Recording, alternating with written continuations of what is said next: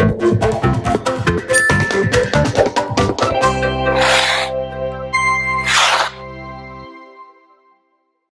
there, Lloyd Machedo speaking to you from LloydMachedo.com. Who's Lloyd Machedo and Think Person Branding? The date is November 11, 2017. Time right now is 10:45 in the night. Okay. Today I just want to answer this question because I keep getting asked this question, especially on Quora. And the question is, how did I manage to read 700 books in 2 years? That's roughly reading one book a day. So how is it that I did it? Now, I want to share the strategies of how did I read 700 books. It's not that it's impossible. You can do it. Anyone can do it, provided you're obsessed with the idea. Now, a couple of disclaimers to give you. Just because you read 700 or 70,000 or 7 million books does not mean that you would automatically become successful. No. Because reading a book is all about being given knowledge. You can have all the knowledge, you can have the encyclopedia in your smartphone. That doesn't make you smart. So it's not knowledge that makes you successful, it's application of knowledge that makes you successful. But obviously, when you apply the knowledge, you may not be successful always because there's always failure. So when you keep trying, you keep failing, you keep trying until you find something that succeeds, and then the factor of luck has to come in, and hard work and everything else. So let's move on to how did I read 700 books in 2 years. Okay, first and foremost is let's say, for instance, I were to choose a book. Now this is a book, let's say, What the CEO Wants You to Know. This is a book by Ram Charan. Now, if in case I wanted to read this book, the first thing what I do is I go to Amazon.com. That's the first strategy. I go to Amazon.com and I read the reviews of the book. Most of the reviews on Amazon.com, they will give you a rundown summary of the entire book. Some of the writers, what they do, they give you the key points, the takeaways. Then you have some people who give 5 stars, 4 stars, 3 stars, 2 stars, and 1 star. So I read the most popular ones, that is the top 10 in the 5-star category, the top 10 in the 4-star, 3-star, 2-star, 1-star. So you get both the good sides of the book, the average, and the bad sides of the book. So Amazon kind of gives you more or less a realistic sense of how the book is. Yes, there are many authors who have paid reviews and fake reviews. That's always the case. But that is why I balance it out by looking at the 5-star and the 1-star. Okay, that's number one. The second one is I check reviews by journalists. Those are the most authentic ones. I also check reviews by newspapers, and I check video reviews by other bloggers. If you even go to YouTube, you will get many reviews done by some of the top bloggers who like to do book reviews. Okay, so first one Amazon, second one is bloggers, third one is video reviews. So after that, you'd come to know whether this is a book you should read or shouldn't read, or should buy or shouldn't buy. Most of the time when I select these books, either I go through Amazon, or what I do is after I buy the book, I check, is there any recommendation in the front. Some of the authors, let's see, I'll show you. Some of the authors have like this one. I'll show you, like this one. In this, The Asshole Survival Guide, this book, if you see right at the top, it says contemporary classic by Daniel Pink. Now, Daniel Pink is an author who I respect. So he says this is a contemporary classic. So it grabs my attention. So obviously the reason why the author, Robert Stutton, the reason why he put this guy's name right at the top is because this guy is a more famous author than he is. So obviously putting his name in the front sells the book. Sometimes they can have an arrangement between the author as well as the book. If I put your name, I'll give you 10% or whatever. I'm not saying that he has asked for it, but that can be one of the reasons why they put. So first I check the recommendation at the top, and then I check the recommendations at the back. Normally at the back they have different authors. So here you have Robert Cialdini and Tom Peters, both of them who I truly respect, and what's his name, Gretchen Rubin. Okay, I've not read his book, The Happiness Project, should read it. So these three are very powerful, credible authors who would not sell their recommendation for any reason. So obviously then this author should be good. The next one is, what I do is, after checking the recommendations, I check if there are still more. Normally some of the authors have, like, let's say, and they have in the starting of the book, like for example in this one, Ramcharan always has a list of authors and famous personalities who recommend his book, and inside the book also you'll have praise for the author's work. So once you know that, okay, he has heavy weights all across the book, then this book should be definitely a book to read. So, but still I would not buy the book, because what I do is, next I read through the summary. You read through the summary here, and when you open the book, you get a summary here. So I read through them, I see, does it make sense? If it makes sense, then fine. Then I go to the next phase. The next phase is, you check which are the chapters. Now, when I open this book, you get, okay, let's say the chapters are, see in this one, it says 8,000 emails.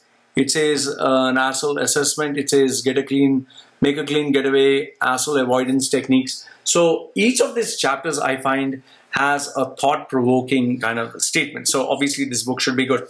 So then what I do is, fine, I go through the entire chapter, and I just browse through it. And if there is a summary, some of the books, they have like a one-page summary of the entire chapter. I see if I can get that. If that is not there, some of the books have that. What I do is, I generally just open the book anywhere. I open the book, like for example, let's say this is the book. I didn't open it. I open this. Now when I open this, I got this one that says slow rhythm. So I've not read this book. So let me see what I can get. Dealing with assholes like a new puppy, consider a brain scan, Chicago University, what he told National Geography. What I'm doing is, I'm trying to find something that really hits me in the head. Okay. So it says here, Harvard Business School researchers. Okay, Harvard, let me show you. Harvard Business School researchers. You can see that. Okay, it says, they say something, then handling hassles. I got another word here that jumped out.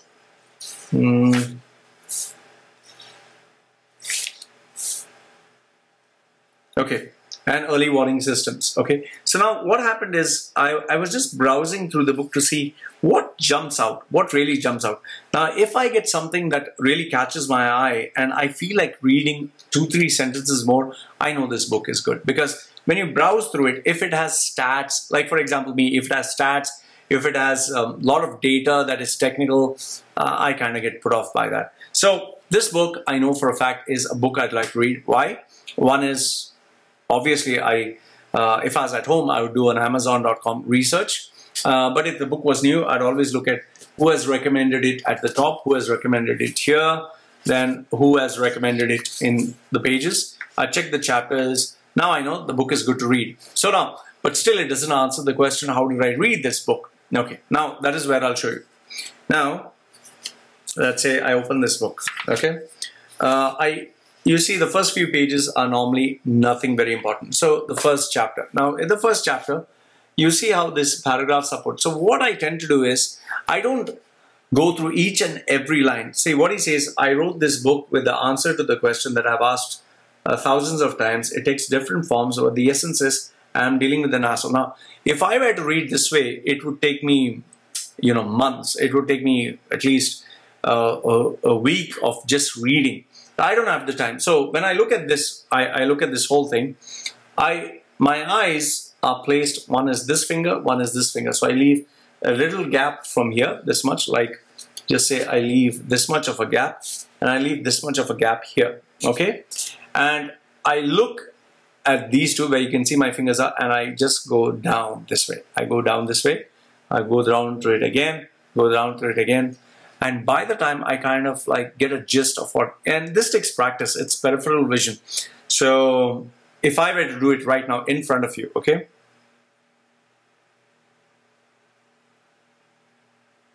Okay, now I've just finished reading this right in front of you. The key points that jumped out was this guy, from a physician who says deeply dysfunctional. Then there is a pastor who writes a quote, and there's a German manufacturing manager. Now, what I have realized by looking at it is, this is nothing but just an opinion. Okay, this is nothing but just an opinion. So I turn the page, and there he says again. So I'm going to read this page in front of you.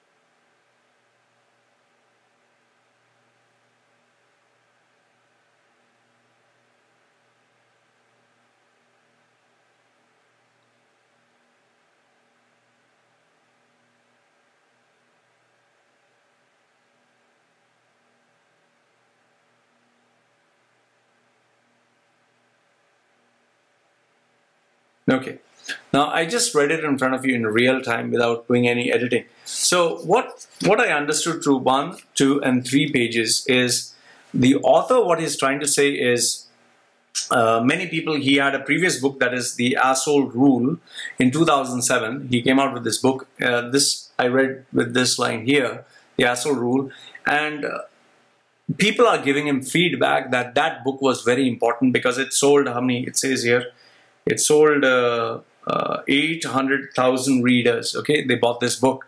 So they were pretty relieved that somebody could at least give them a guide how to deal with assholes. So now, it hardly took me a minute to read 3 pages. And if I were to really focus without, having to do this video, I think I would read 10 pages in less than like 2 minutes. So the point I'm trying to tell you is, when you practice reading, like I told you, the 2-finger technique, and you just go down this way, or you can go this way, okay? You can read much more faster. The main thing is, if you do find something that really stands out, jumps out of the page, that's where I take an effort. I take my pen, like I have a pen, and I jot down notes at the side, I underline it, and that becomes very, very important to me. Obviously, I don't know where I kept the book, which I've underlined, but I do underline, and I do take down notes.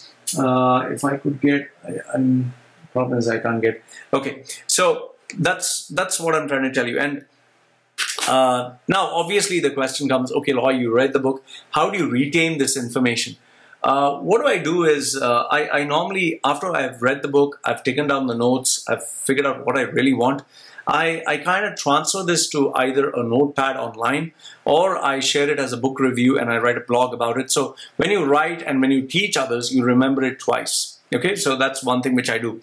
Another technique that I followed of how I've read 700 books over the past 2 years, I listen to audiobooks. I listen to Blinkist, has come out now. That was not there before. I listen to audiobook summaries. I have tons of, I'll show you, I have tons of audiobooks like these. I have tons of audiobooks. This is The Goal. It's another bestseller. So, I have tons of audio programs which I listen to. So they kind of help you.